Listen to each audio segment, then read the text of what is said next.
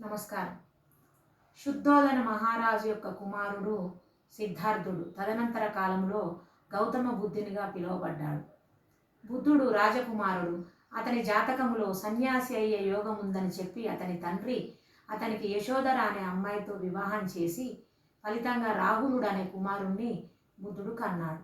కన్నాక అతడు ఒకనాడు రాజప్రాసాదం నుండి బయటికి చూసేటప్పుడు ఒక రోగి, ఒక శవము, అవి వాటి చూసేసరికల్లా అతనిలో ఒక నిరాశ, వైరాగ్యం అనే భావనలు కలిగాయి.